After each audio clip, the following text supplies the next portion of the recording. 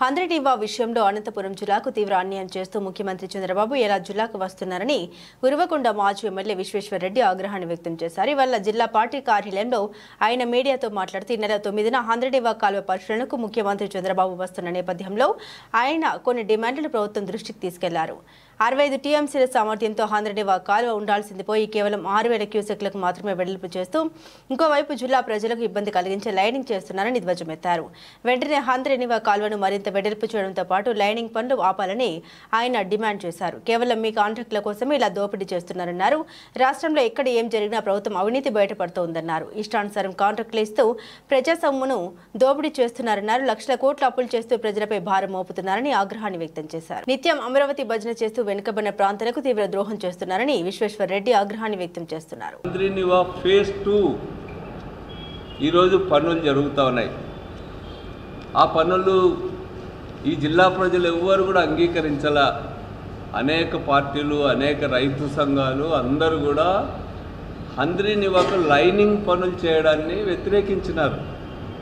భూగర్భ జలాలు పెరుగుదలకు ఆటంకంగా మారుతుందని చెప్పి హంద్రీనీవా ప్రవహించడం ద్వారా ఈ 10 ఏళ్లలో భూగర్భ జలాలు పెరిగినాయి. భూగర్భ జలాలు పెరగకుండా నిరోధించేటువంటి లైనింగ్, సిమెంట్ లైనింగ్ని అందరూ కూడా వ్యతిరేకించినాం మనం. కానీ వీటన్నిటిని పెడచెవున పెట్టి ఈరోజు అందరూ ఏం కోరుతూ ఉన్నారు? 10,000 క్యూసెక్కుల ప్రవాహ సామర్థ్యంతో వెడల్పు చేయమని అడుగుతూ ఉన్నారు. వెడల్పు చేయమని అడుగుతూ ఉంటే వెడల్పు చేయాలనేటువంటి దాన్ని పక్కన పెట్టి చంద్రబాబు నాయుడు గారి ప్రభుత్వం కేవలం లైనింగ్ చేయడానికే ఈరోజు నిర్ణయించుకొని ముందుకు పోతా ఉంది. ఈ లైనింగ్ పనుల్లో కూడా మొన్ననే టెండర్లు పిలిచినారు. ప్రజాభిప్రాయాన్ని లెక్క చేయకుండా, ప్రజల వ్యతిరేకతను లెక్క చేయకుండా ఈరోజు చంద్రబాబు ప్రభుత్వం మొండిగా, నిరంకుశంగా ఈరోజు లైనింగ్ పనులని స్టార్ట్ చేసింది. వీటికి సంబంధించిన టెండర్లు కూడా తమ అస్మదీయులకు, వాళ్లకు 100 కోట్ల లాభాలు కట్టబెట్టడానికి ఈ లైనింగ్ టెండర్లను ఈరోజు ఉపయోగించుకుంటా ఉంది. మనం చూసినాం, చంద్రబాబు నాయుడు గారికి అత్యంత అనుకూలంగా ఉండేటువంటి ఈనాడు సంస్థల బంధువులు, లేకపోతే చంద్రబాబు నాయుడు గారికి అత్యంత ప్రీతిపాత్రమైనటువంటి వాళ్లకు ఈ టెండర్లు కట్టబెట్టినారు. ఈ టెండర్లు కూడా మనం చూస్తూ ఉన్నాం. అమరావతిలో కానీ రాష్ట్ర వ్యాప్తంగా ఈరోజు టెండర్స్ ఎట్లా జరుగుతూ ఉన్నాయి? జ్యుడిషియల్ రివ్యూ లేదు, లేకపోతే రివర్స్ టెండరింగ్, వీటన్నిటిని రద్దు చేసి ఇష్టం వచ్చినట్టుగా చేస్తూ ఉన్నారు. దాదాపు 936.70 కోట్లతో లైనింగ్ టెండర్లను 2వ దశలో దక్కించుకున్నాయి చంద్రబాబు అనుకూల సంస్థలు. ఇది 743.85 కోట్లకు టెండర్ పిలిస్తే దాదాపు 200 కోట్లకు పైగా ఎక్సెస్కి ఈరోజు చంద్రబాబు నాయుడు గారికి అనుకూలమైనటువంటి సంస్థలకు టెండర్లు అప్పచెప్పడం జరిగింది. ఎవరిని లెక్క చేయకుండా వీటిని ముందుకు పోతా ఉన్నారు.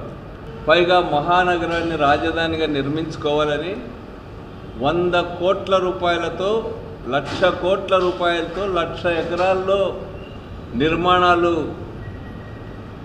చేస్తామని చెప్పి చెప్తా ఉన్నారు. రాజధానిని ఎవరు వ్యతిరేకించడంలా, ప్రపంచంలోనే ఎక్కడా లేని విధంగా, ప్రపంచ ప్రసిద్ధి చెందేటువంటి విధంగా ఈరోజు ఒక మహానగరాన్ని నిర్మిస్తామనేటువంటిదే ఈ రాష్ట్ర ఆర్థిక సమస్యలు, ఈ రాష్ట్రంలో ఉన్నటువంటి ఆర్థిక పరిస్థితి, రాష్ట్రంలో ఉన్నటువంటి వెనుకబడిన ప్రాంతాల ప్రయోజనాలు ఇవన్నీ పరిశీలించినప్పుడు చంద్రబాబు నాయుడు గారి విధానం రాష్ట్రానికి చేటు తెస్తుందని చెప్పి మేము అభిప్రాయపడతా ఉన్నాం.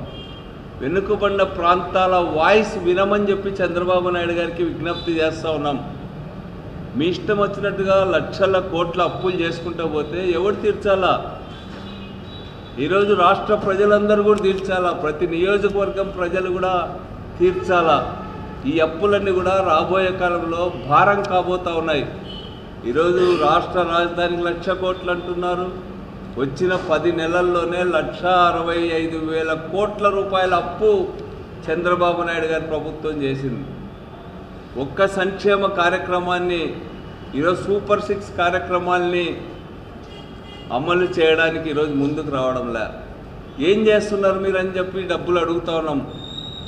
ఈ వెనుకబడిన జిల్లాలన్నింటిని కూడా ఈరోజు నిర్లక్ష్యం చేసి చంద్రబాబు నాయుడు గారి మనకు మభ్యపెట్టే మాటలు చెప్పి ముందుకు పోతున్నాడు అనేటువంటిది ఈ సందర్భంగా నేను తెలియజేస్తా ఉన్నా. మేము ఒకటే అడుగుతా ఉన్నాం. ఇప్పుడు టీసీఎస్ కంపెనీకి వైజాగ్లో 99 పైసలకు భూమి ఇస్తావు. ఉర్సా లాంటి 3 నెలలు కూడా పుట్టినటువంటి కంపెనీలకు 99 పైసలకు భూములు ఇస్తూ ఉన్నావు. మీ అనుయాయులకంతా భూములు 99 పైసలకే కట్టబెడతావు. అసలు 99 పైసలు అనేది ఉందా?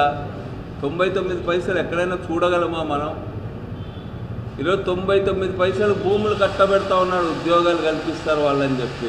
ఈరోజు అభివృద్ధి చెందిన ప్రాంతాలను మరింత అభివృద్ధి వైపుగా, వెనుకబడిన ప్రాంతాలను మరింత పాతాళంలో పడేసేటువంటి విధంగా ఉన్నాయి ఈ విధానాలు సవరించుకోవాలని చెప్తా ఉన్నాం. ఇదే సందర్భంగా ఉరవకొండ ప్రాంతంలో జీడిపల్లి రిజర్వాయర్కు దాదాపు 645 మంది రైతులకు ఒక్కొక్కరికి 10 లక్షల ప్రకారం ఒక ప్యాకేజ్ కూడా సిద్ధం చేసి రెడీగా ఉంది. జీడిపల్లి గ్రామ పునర్నిర్మాణం చేయాల్సినటువంటి అవసరం ఉంది. వాళ్ళకు వెంటనే కూడా దాదాపు 55 కోట్ల రూపాయలు వాళ్ళకు వెంటనే ఇవ్వాలనేటువంటిది కూడా చంద్రబాబు నాయుడు గారు వచ్చిన సందర్భంగా వాటిని అనౌన్స్ చేయాలని చెప్పి నేను కోరుతా ఉన్నా. అదేవిధంగా ఇప్పటికే టెండర్లు పిలిచి పనులు స్టార్ట్ కావాలా. గుంటకల్లు, అదేవిధంగా వజ్రకరూరు చెరువులకు నీళ్ళు ఇచ్చేదాన్ని కూడా దానికి అవసరమైనటువంటి అనౌన్స్మెంట్ చేసి ఆ పనులు ప్రారంభమయ్యేటట్టు చేయాలని చెప్పి కోరుతా ఉన్నాం. అదేవిధంగా చేనేతకు సంబంధించి చాలా పెద్ద కేంద్రం ఉరవకొండ. చేనేత క్లస్టరు స్టార్ట్ అయ్యి కేవలం టెక్నికల్ రీజన్స్తో ఈరోజు ఆగిపోయింది.